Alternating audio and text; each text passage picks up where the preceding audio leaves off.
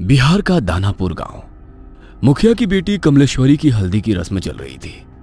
कमलेश्वरी अपने माता पिता की इकलौती बेटी थी। बहुत लाड प्यार से पाला था उसे मुखिया ने। बेटी बड़े घर में जाकर राज करे, यही इच्छा मन में दबाकर वो अपनी बेटी के रिश्ते की बात एक बहुत बड़े घराने में चलाता है। कमला की सुंदरता पर मोहित होकर किसी जमाने में जमींदार रहे अखिलेश बाबू अपने बेटे कुलदीप के लिए कमला को पसंद कर लेते हैं। फुलवा, ये ले, ये हल्दी उपटन और पानी बेटिया के ससुराल से आया है। जल्दी से इसे हल्दी में मिला, फिर रस्म शुरू करते हैं। काकी की बात सुनकर कमलेश्वरी की माँ फुलवा जाकर बिटिया के ससुराल से आई शगुन की हल्दी घोल कर ले आती है। चारों ओर चहल पहल थी। ढोलक की थाप पर औरतें मंगल गीत गा रही थी। जैसे ही हल्दी की रस्म शुरू होती है, कमलेश्वरी जोर जोर से चीखने लगती है। ये क्या लगा दिया मेरे पूरे बदन में? ऐसा लग रहा है जैसे किसी ने खाल खींच ली हो। बहुत दर्द हो रहा है माँ। कमलेश्वरी के जोर जोर से चिल्लाने पर उसको हल्दी लगा रही औरतें उसे ले जाकर पानी से उसका सारा शरीर धोने लगती हैं। हाय राम, ये क्या हो गया मेरी बिटिया को?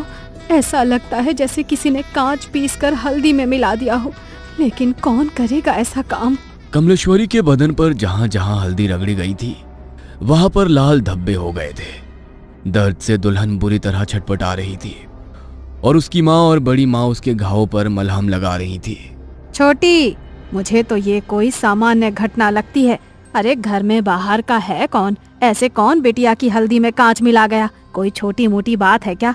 अरे वो तो शुक्र है कि मुंह पर नहीं लगाया था, वरना पूरा चेहरा बिगड़ जाता बेचारी का। मेरा तो दिमाग ही काम नहीं कर रहा है जीजी। कौन हमारी कमला से जलेगा? इसने क्या बिगाड़ा है किसी का? शादी ब्याह का माहौल था। दोनों देवरानी जेठानी वैसे तो इस घटना से अंदर तक डर गई थी, लेकिन फिर भी इस समय कुछ भी सोचने के लिए उनके पास ज्यादा समय नहीं था। 2 दिन में कमला की शादी थी। घर में ढेरों मेहमान जमा थे। उनके खाने पीने की व्यवस्था करने के अलावा दोनों देवरानी जेठानी को तमाम रस्में पूरी करनी थी। इसलिए इस बात को यहीं दबाकर वो शादी की तैयारियों में जुट जाती हैं। अगले दिन सुबह, माँ, कमला के ससुराल से शादी का जोड़ा और शगुन आया है, जाओ जरा देखो तो। एक बड़ी सी गाड़ी से 2 नौकर जैसे दिखने वाले आदमी गाड़ी से नीचे उतरते हैं और बड़े से थाल में लाल रंग के कपड़े से ढका हुआ शादी का शाही जोड़ा और गहने कमला की माँ फुलवा को सौंप देते हैं। बड़ी माँ ने संदेश भिजवाया है, शाम के समय दुल्हन को यही खानदानी जोड़ा और गहने पहनकर तैयार होना है। और हाँ, उन्होंने खास एक बात का ख्याल रखने के लिए हिदायत दी है कि इस जोड़े पर किसी की भी बुरी नजर ना पड़ने पाए।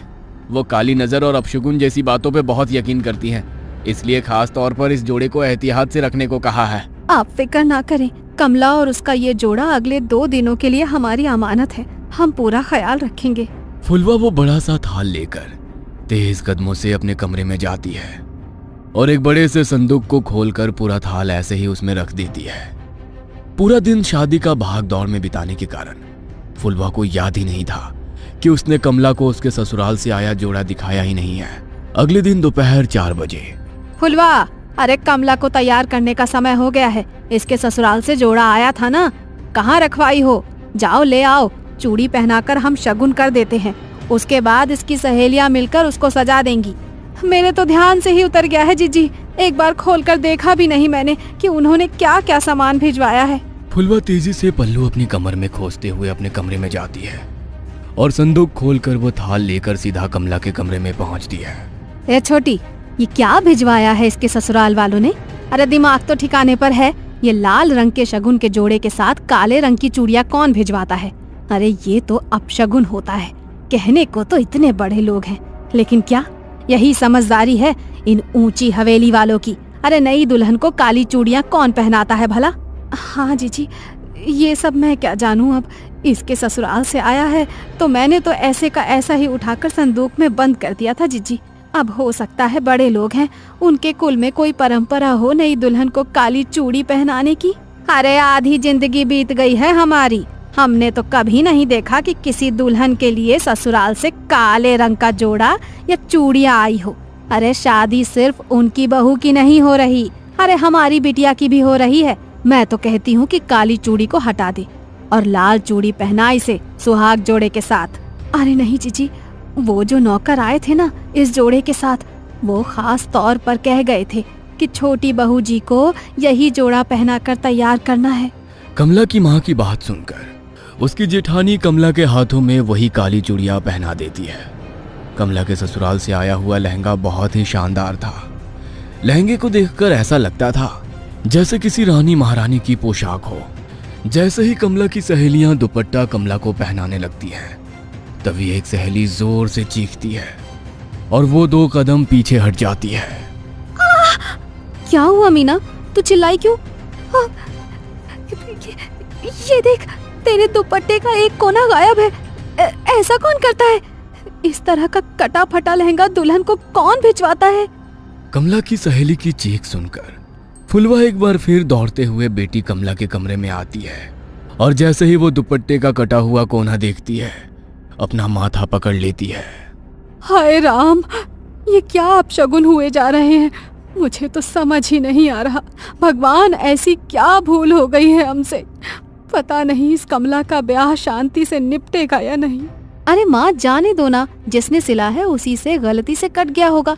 और ये माधुरी है ना, ये ऐसे पहनाएगी कि ये हिस्सा नजर ही नहीं आएगा। बेटा गलती से कटता तो ऐसे ना कटता। तेरा दुपट्टा देखकर साफ समझ में आ रहा है कि किसी ने जानबूझकर इसका एक दुपट्टा काट कर निकाला है। अरे माँ जी, ऐसा क्यों करेंगी? और ऐसा तो हो नहीं सकता कि यहाँ भेजने से पहले उन्होंने लहंगा देखा ना हो। जरूर दर्जी से गलती से कट गया होगा। फुलवा अपने पति के पास जाकर, ए जी सुनिए ना, कुछ तो अपशगुन हो रहा है, कुछ तो है जो ठीक नहीं है। हम ये शादी करके ठीक तो कर रहे हैं ना? बार बार ऐसे संकेत मिल रहे हैं कि कुछ अनहोनी होने वाली है। अरे तुम औरतें बस शगुन अपशगुन ही करती रहो हर समय। इतने बड़े घर का रिश्ता ढूंढ कर लाया तेरी बेटी के लिए। नौकर चाकर राजमहल सब है उनका, और क्या चाहिए तुझे? सारा जीवन दिया लेकर ढूंढोगी तब भी ऐसा लड़का नहीं पाओगी अपनी बेटी के लिए। हाँ। पति की गुस्से से भरी आवाज सुनकर फुलवा चुपचाप जाकर मंडप सजाने लगती है। जयमाल के लिए पूरी तैयारियां हो चुकी थी। कुलदीप आकर अपने स्थान पर बैठ गया था। दूसरी ओर से कमला को उसकी सहेलियां पकड़कर मंडप की ओर ले जा रही थी। कुछ पल पहले शर्म से लाल होता उसका चेहरा धीरे धीरे बदलने लगा था। अचानक ही उसके चेहरे के हाव भाव बदलने लगते हैं और वो उसका हाथ पकड़कर लेकर आती उसकी सहेलियों को पूरा जोर लगाकर दूर धकेल देती है। देखते देखते खूबसूरत तरीके से सजे अपने बालों को नोच नोच कर वो बाहर निकालने लगती है और जोर जोर से चीखने लगती है। कमला बेटा, होश में आ, क्या हुआ है तुझे? कमला बिटिया, अरे बेटा बोल ना, क्या हुआ है? तू ऐसे क्यों चीख रही है? बोल तो। मुझे बहुत दर्द हो रहा है माँ, कुछ है मेरे बालों में, कुछ है इसमें। बेटी के इतना कहते ही उसकी माँ और बड़ी माँ तेजी से उसके बालों को खोलकर कुछ देखने लगती हैं। तभी बालों का एक बहुत बड़ा सा गुच्छा जमीन पर गिरता है, जिसे देखकर फुलवा की चीख निकल जाती है।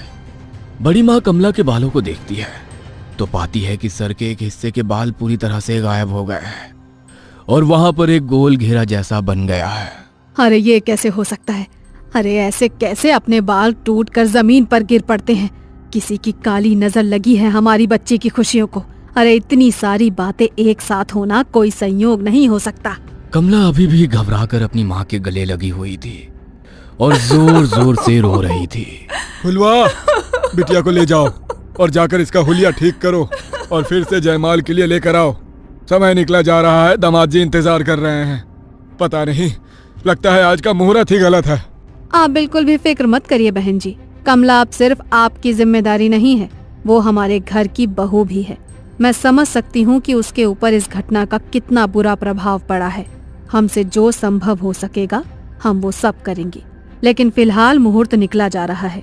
शुभ मुहूर्त पर शुभ काल कर लेते हैं। बाकी बिटिया की मानसिक स्थिति का हम हवेली में पूरा ख्याल रखेंगे। और हाँ, बात को ऐसे ही जाने नहीं देंगे, आप बेफिक्र रहिए। अपनी सास शशि की बातें सुनकर कमला थोड़ी शांत हो गई थी।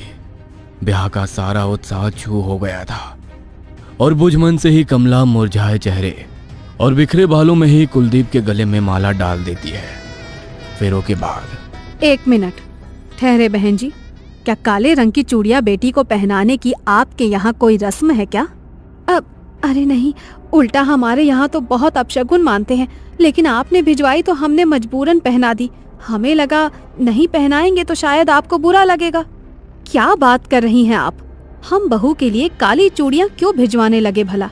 जरूर आपको कोई गलतफहमी हुई है। मतलब आपने कमला के लिए ये काली चूड़ियां नहीं भेजी थी? हरगिज नहीं, हमने तो लाल रंग का राजस्थानी चूड़ा भेजा था, खास तौर पर मंगवाया था बहू के लिए। सारी घटनाएं एक बहुत बड़ी अनहोनी की ओर इशारा कर रही थी। आपके घर पर ही लगता है किसी ने कोई काला जादू किया है, तभी तो आपके घर में रखे सामान पर ये सब हुआ। मुझे लगता है कि कमला की भलाई इसी में है कि वो जल्द से जल्द घर से दूर चली जाए। तुम ठहरो छोटी, मैं जरा पहले बिटिया की नजर उतार देती हूँ, उसके बाद कमला की विदाई करेंगे। बड़ी माँ दौड़ कर जाती है और कुछ सामान अपनी मुट्ठी में लेकर कमला के पास आ जाती है। मनी मन मंत्र बुदबुदाते हुए वो 5 बार कमला के ऊपर से मुट्ठी में लिया हुआ वो सामान उतारती है और आखिरी बार जैसे ही वो कमला के सिर पर से नजर उतारने के बाद उसके माथे को छूती है, उसे एक जोरदार झटका लगता है और वो उछलकर दूर जा गिरती है। ये सब देखकर सभी लोग स्तब्ध थे, जुबान जैसे हलक में अटक गई थी। समझ ही नहीं आता कि आखिर हो क्या रहा है वहाँ। कमला बेटा, तुम ठीक तो हो ना? अच्छा हमें बताओ, अभी तुम कैसा महसूस कर रही हो? ठीक हूँ मैं माँ जी। चिंता मत करो, उनका पैर फिसल गया होगा इसीलिए गिर पड़ी। अपने मन में कोई वहम मत लाओ। शशि अपनी समधन फुलवा के पास आकर कहती है, अभी तो हम बहू को लेकर अपने घर जा रहे हैं। हमारे दरवाजे पर भी तमाम रिश्तेदार जमा हैं। इस समय तो चर्चा करना ठीक नहीं होगा, लेकिन बहू की मुंह दिखाई के बाद हम पता करते हैं कि आखिर बहू को समस्या क्या है। तब तक आप भी कोई जानने वाले आदमी को बुलाकर अपने घर का शुद्धिकरण करा लीजिए। जी बहन जी, ठीक कह रही हैं आप।